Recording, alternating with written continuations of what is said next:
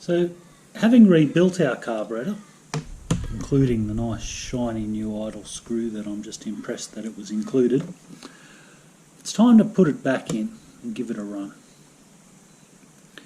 Now, when you install the carburetor, you need to make sure, well, it's easier when you install it to make sure that the air pipe that connects to the inlet side of the carburetor lines up.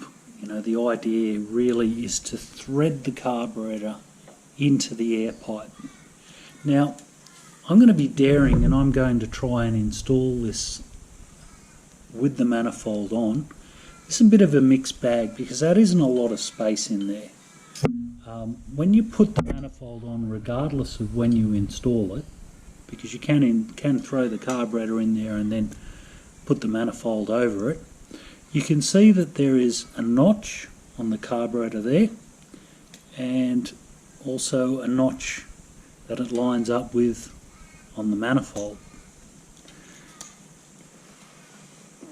So this manifold's a little bit hard and stiff, but you can see that that's right on, and they actually have lined up with each other there, and that's pretty important. Need to make sure that the carburetor is sitting relatively level. Okay, so we're going to thread this guy in here and see how we go.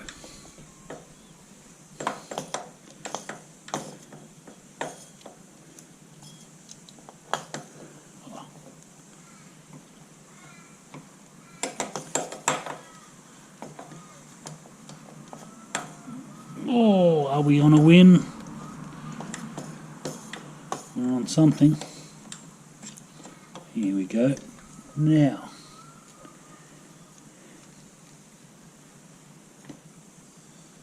let's go around to the other side. We've got that loosely up against the air pipe. It does occur to me though that trying to get the choke on at this point would be easier than trying to get it on a little bit down the track when the carburetor is mounted. I can just see us having a little bit more movement here. Bear in mind, guys, I don't do this all the time. I have many things to amuse myself other than these carburetors, so some of this is a little bit of a, you know, working it out as we go along. You may have gathered that with the rebuild of the carburetor. There's not a great deal of documentation on this carburetor. In fact, what you'd find is what you've seen on my YouTube channel would be the closest thing to comprehensive documentation that exists for them so far. Okay, so what you've got there is a view that's about to be obscured by my hands. There's your choke. You might recall we took that off.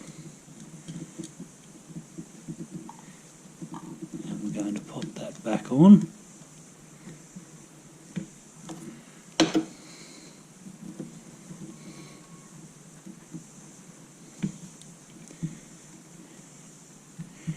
Now it's plastic, so you need to be very careful with it.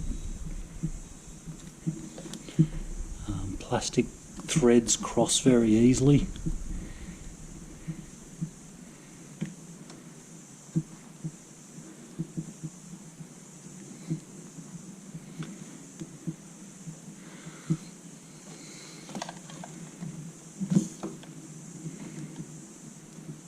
Wow, we can really move this around now it's in, can't we?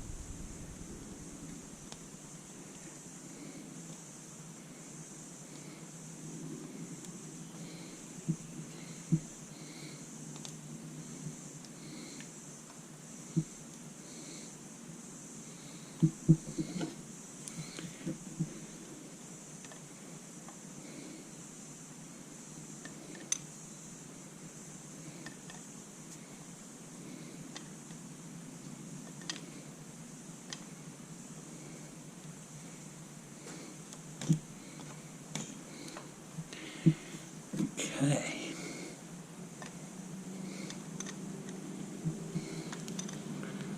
try and keep my hands out of the way there. So what makes this difficult to turn is that it's rotating with the cable through the middle, so you're actually turning a lot more than just a nut.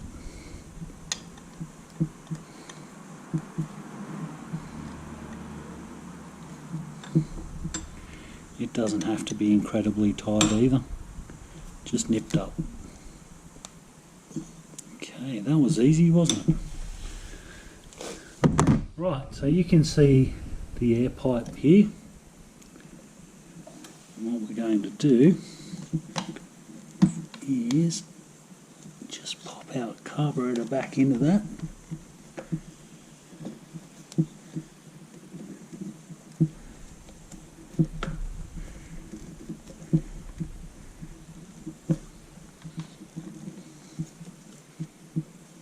Nice. And somewhere around here should be the clamp for it. Here we go. We'll slide this back over. And I'm just putting gentle pressure with my right hand there to make sure that nothing falls off. And I'm running my... like that. Try again.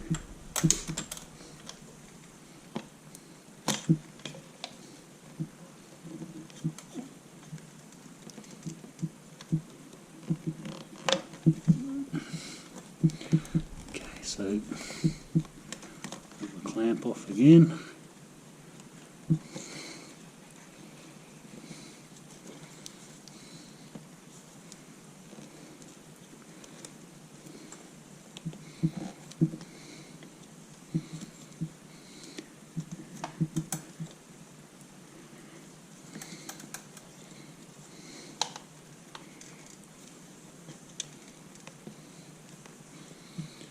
Right.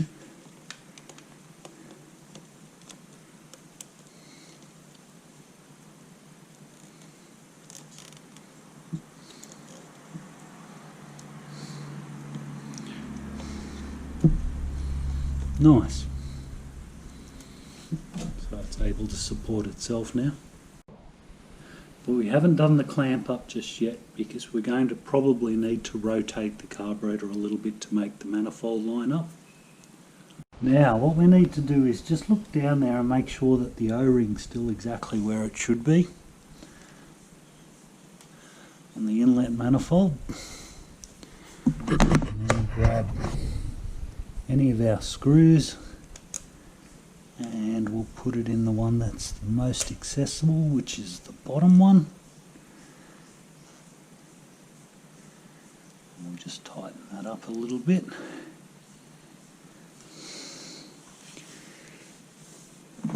Second screw.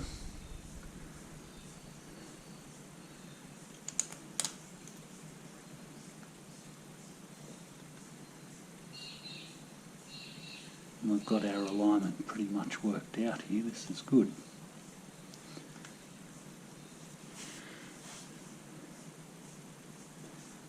So we'll tighten them up.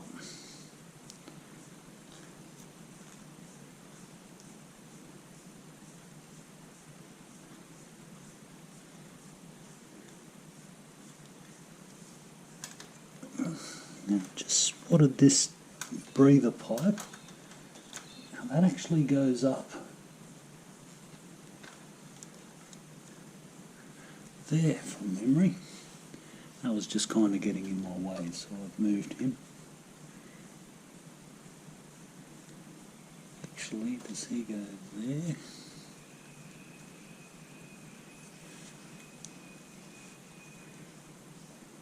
We'll work him out in a minute, as long as he's out of the way.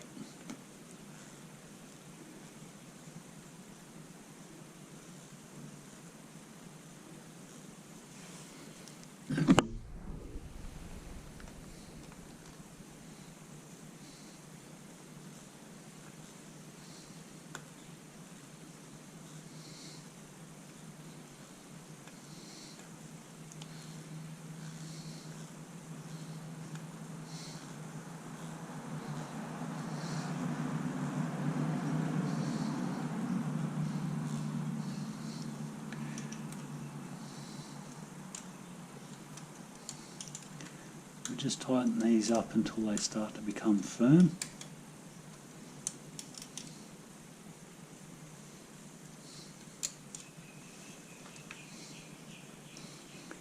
That's one firm.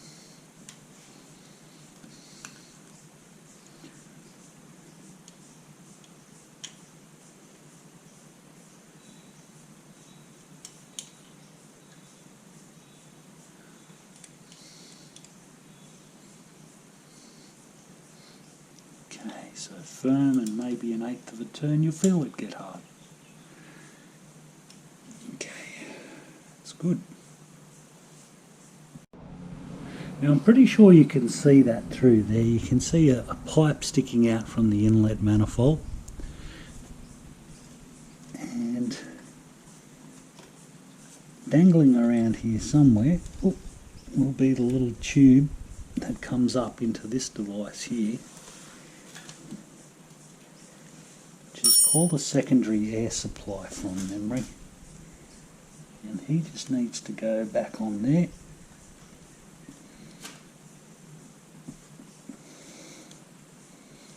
Like that.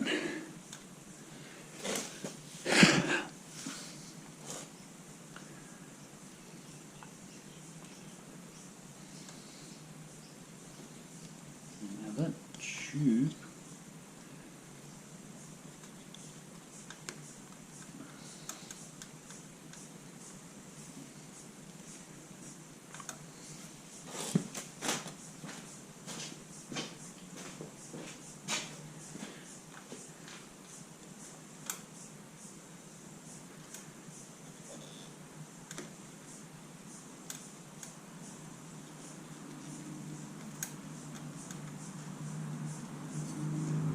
seems to go up there quite well.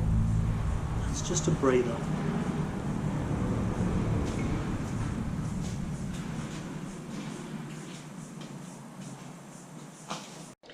Now we may as well do the throttle cable while we're here.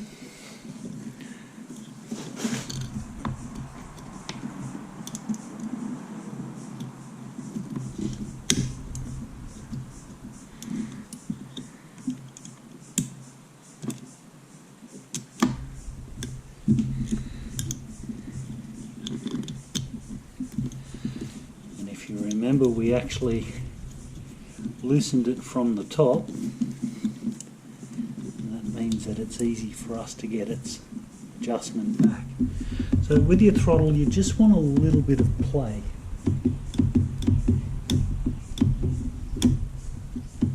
So there's about on the hand grip, there's about 5 degrees of play there. And then we'll tighten it up.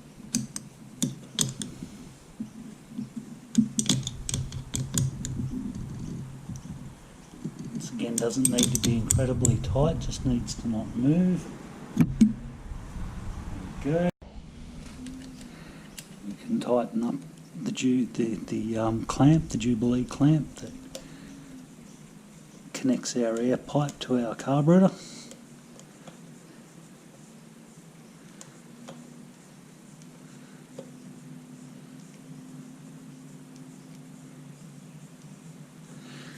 There we go.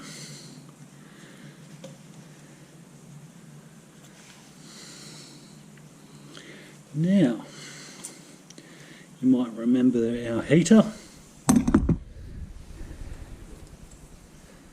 He just goes back up.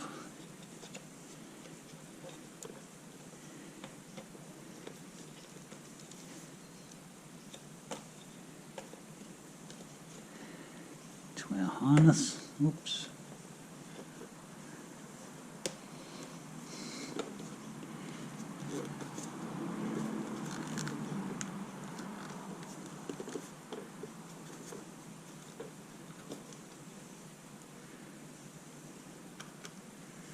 Clips in.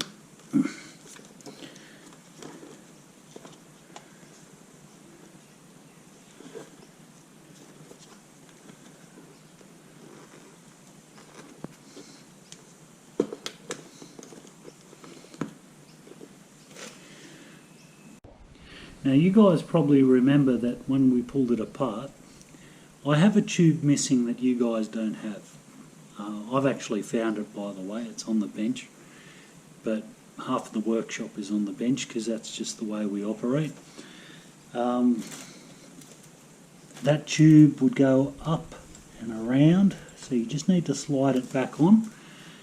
Other than that, we're running out of things to put on. I think I need to find the fuel line. Now, it took a while, but found it.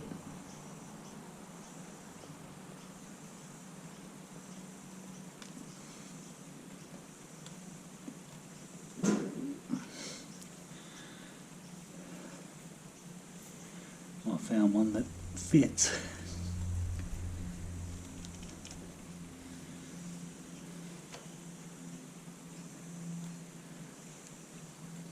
There we go. Nice neat fit, that one too. So I haven't been putting a clamp on it. Yours might have little circlip clamps. I would leave those on, by the way. Don't remove them unless you don't have a choice. Right. And finally, we just need to tighten up the clamp that goes onto the manifold. Now I actually left that loose just in case the manifold didn't work out and we had to take it off to get the carburetor inside.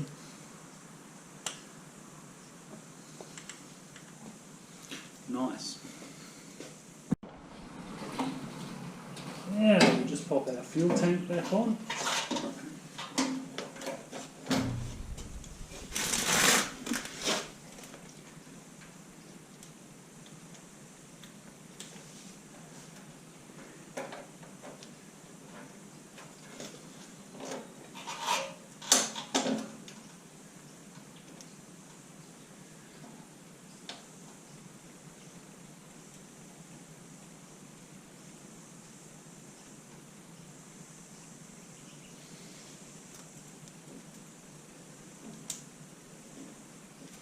Fuel line in. Right.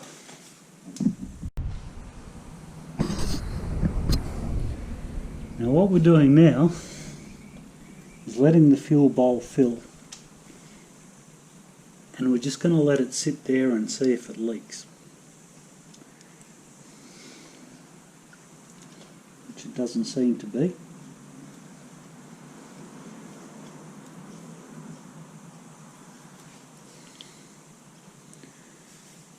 So I think we need to find the keys for it. Okay. Let's see how it all works out. Oh.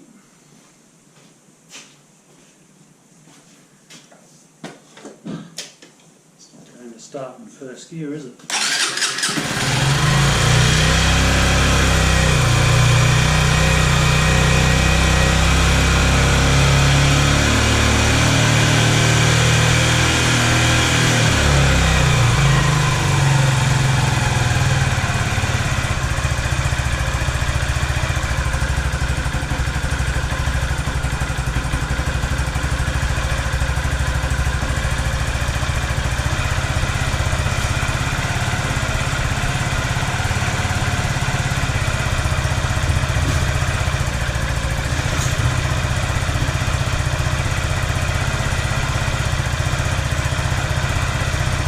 So at the moment it's idling a little bit high.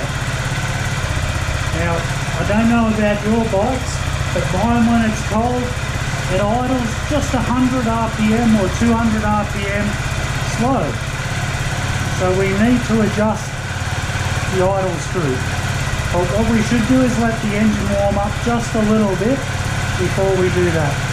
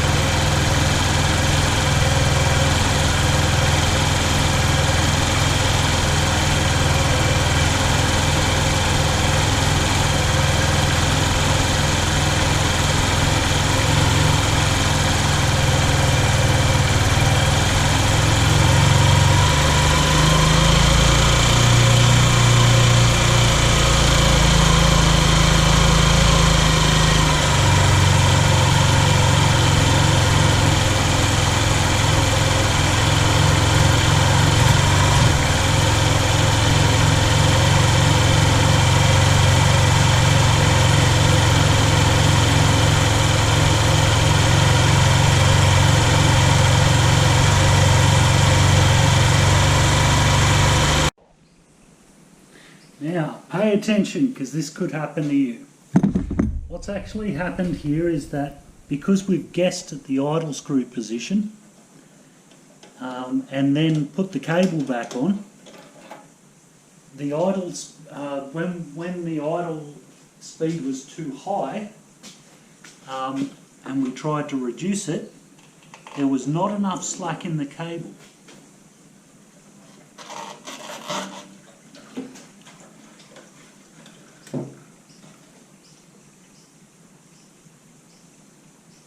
Does that make sense?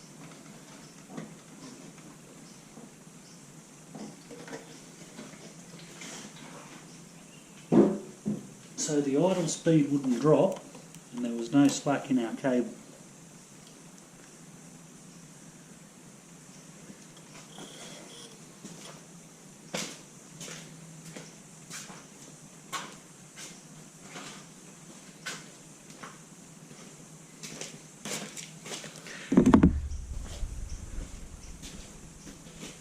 This is easy to fix.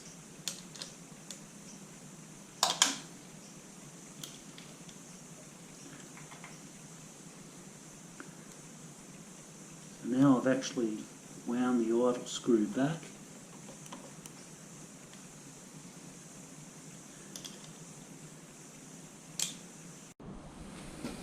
Okay, so I've slacked off the throttle cable a little bit. So we'll get back to adjusting the idle screw.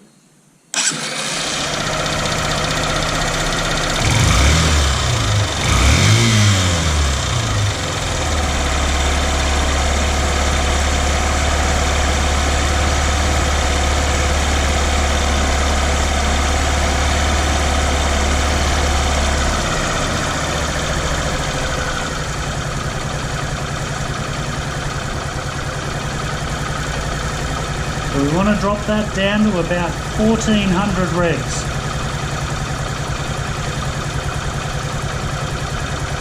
It's about 1500 according to the manual from memory, plus or minus 100.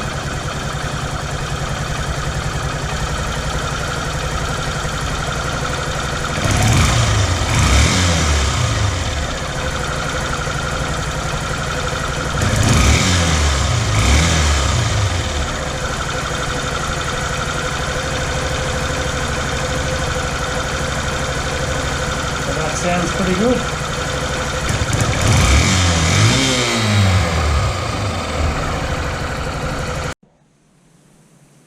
So once you're happy with your carburetor setup, if the motor's running well and you've got your idle speed set, put your seat, tank and side covers back on and you're off and away. Give it a bit of a test drive so you know how it goes now, not when you need your bike. If you do encounter problems, the best advice I can give you is to backtrack, check your work, make sure that there are no air leaks or fuel leaks. The carburetor does have a few different springs in it, make sure they're all in the right place and where they should be. But it is a simple carburetor. If you take your time, you shouldn't have any problems.